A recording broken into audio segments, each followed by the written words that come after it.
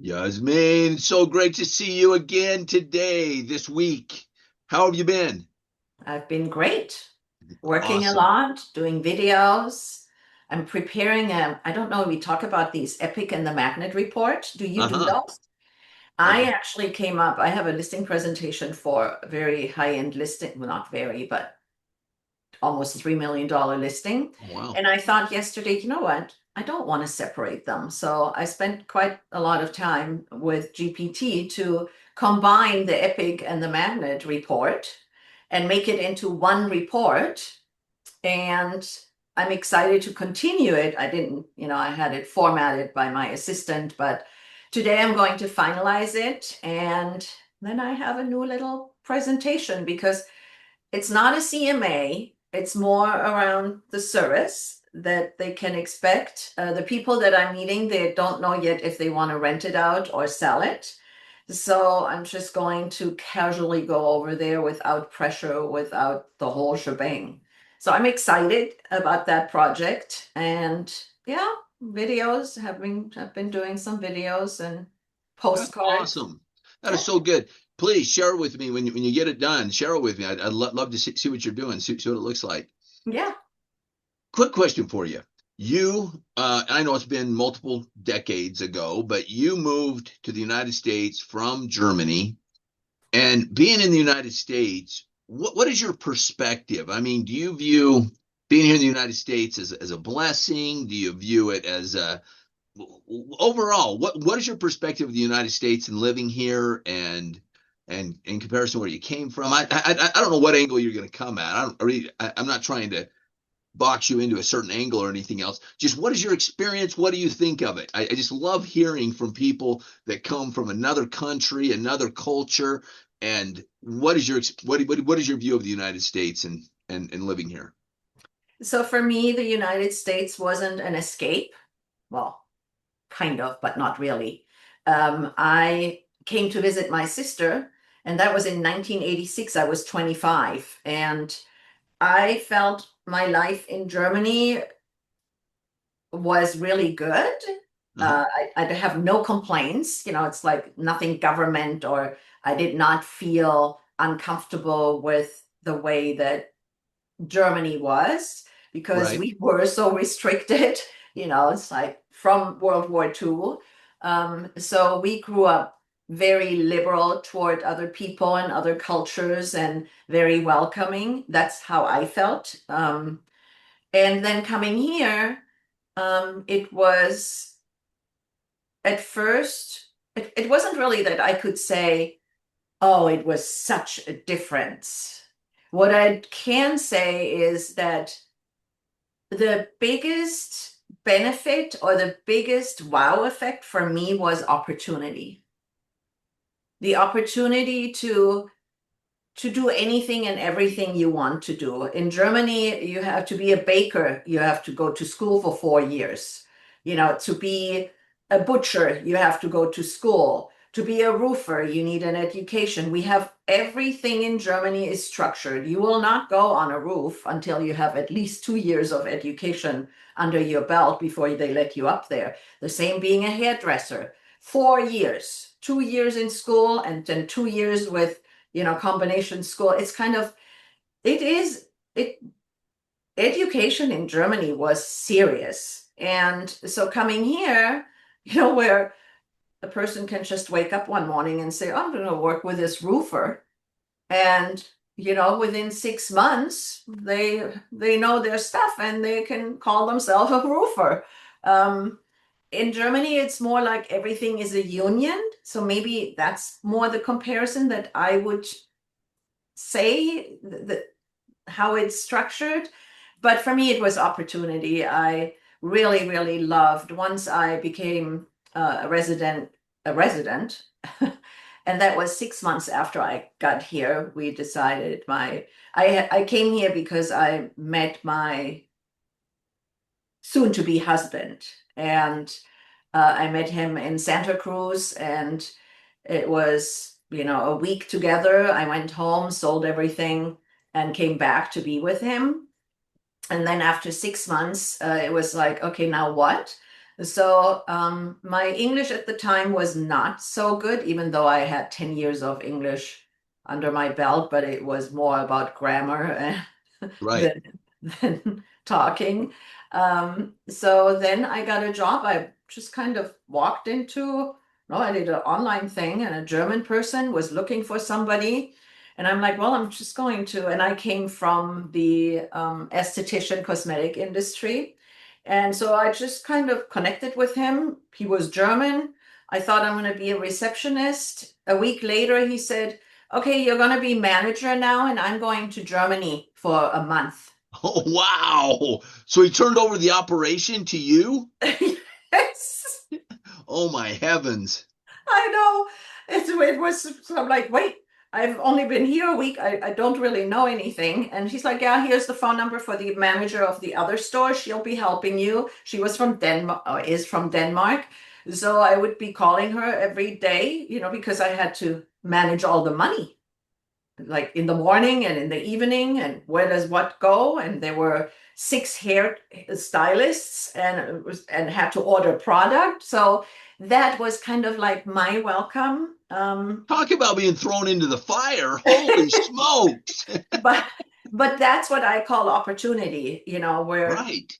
And from Oh, my there, heavens. I wanted to go back into the cosmetic industry. So I went to Nordstrom. I started as a salesperson. Then I became counter manager, very short. And then all of a sudden I was regional manager, and all within like 9 months. Oh, It my was, heavens. yeah, it Yasmine, was. why have we never talked about these things? This is like amazing. Seriously. I love it. Yeah, Love I looked back and I thought, okay, wait a minute. How long was I at Nordstrom? You know what? Because it was so fast, everything. And I left because I got pregnant. So I'm like, this is all so interesting how all of this went. And I don't think it was more than 2 years altogether. And I traveled, once I became regional manager and trainer, I was in Arizona. I had Oregon as a territory. I had all of the Bay Area, all the accounts. And at that time, I went actually, the company was not no longer just Nordstrom. I then was hired by that cosmetic company, and I had Macy's as well. And so I was traveling to different stores. It was just like, wow. In Germany, that would have taken me 10 years to reach that. Right. So, in summary, as far as that whole experience of coming here, and I understand that when you're living in Germany, you're happy. I mean, it's not like you were miserable living in Germany. You were happy, and you didn't really run away from anything. I mean, even in the relationship aspect, you coming here, you're moving forward. You're looking forward to a relationship, to a marriage, to so forth. So it's not like you were really running from anything. I get that. But now, as you say that, as far as opportunities, in summary, how do you view it then here? Do you view this being here as is it a greater blessing for people to be here? And maybe I'm being too American, to be quite honest with you, as I ask that question, because I'm sitting there comparing in my mind. I'm comparing A to B, and maybe that's not a fair thing to do because it's really two different. The way you describe it, you just spoke about things that I had never thought of, quite frankly, as far as the amount of education it takes to be able to do things over there. I didn't realize that. I did not realize that. The union, maybe the union over there, maybe that's the factor, whatever. The culture is just designed differently. I guess in summary, where would you I assume you'd rather be here because you are here, but do you see it as a huge opportunity to be here? If you were talking to a young person, somebody and they have a choice of living in Germany or living in the United States, which one would you tell them to go to? Uh, Living in California is just, is very different than other parts of the United States, right? So for me, it's been 30 years of California, and um, it's very loosey-goosey. It's very laid back, and I, I cherish where I live. But if I compare the two, I'm not saying loosey-goosey as a bad thing about California. I'm saying it in comparison to Germany. We are really a very serious culture, right? Right. We do love, and not tourists typically don't see that, but we do have a lot of humor and a lot of laughter in our culture.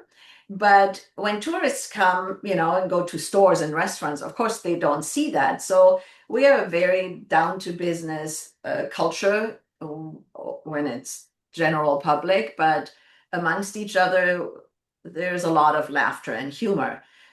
Where here, it's broader. It's kind of like people are not so uptight in their culture.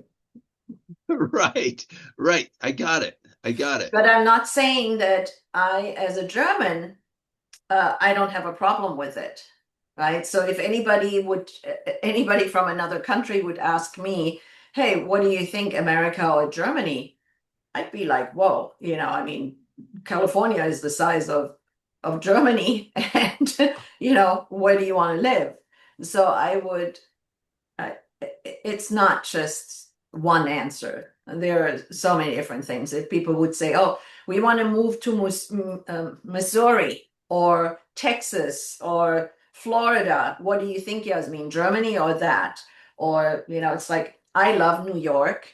I love California, but it's expensive. It's very expensive to live here.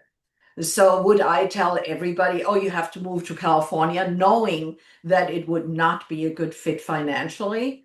So there are all these things where Germany is not as dramatic when it comes to quality of life or affordability.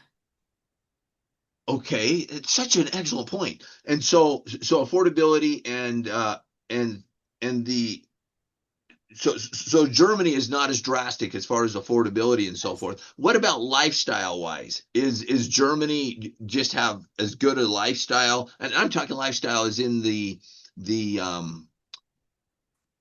I'm sorry, show how shallow I am. The like the housing or the being able to the food, the just overall lifestyle. Is Germany got a less of a lifestyle than the United States, or not really? Is it very similar, or I fill don't me in? think the United States is known for their food Oh, anywhere, really. I don't disagree. Internationally. I I'm don't just disagree saying with you. internationally. Yeah, So absolutely. Germany is known for their food. When tourists come, they really want to experience all the different flavors of Germany and the different areas of Germany. I think I'm freezing. But um, lifestyle is very similar. And I'm not saying, when I said affordability, I'm not saying that Germany is cheap Right. at all. When I go to Germany, it's almost 1-to-1. And I Okay. don't go over there to get a deal on anything. Right. Right. I order stuff for my dad on Amazon once a month at least. It's almost identical. And it doesn't matter if well, I would say they have some really good cosmetics like that are a lot cheaper, but doesn't matter. I'm just, in general, Amazon is what the things that I desire are equal to the United States. Okay. But The cheaper cosmetics, and when I say cheaper, I'm talking price. Because you're saying that high quality cosmetics just at a much better price. Can you order those for yourself as well? in Germany, Amazon Germany, I order stuff while I'm in Germany. If I can go on Amazon.de and order here, but then I have shipping. And so I often compare, I look for a product from Germany on Amazon.com, and then it's I don't have the shipping costs, but it's more expensive. Got it. If that makes Got it. sense. Yes, because I need some stuff for those bags under my eyes, man. I I can was help looking you at with that that. the other day. I was looking. I went, oh my gosh, you got to do something about that. That's ridiculous. So anyway,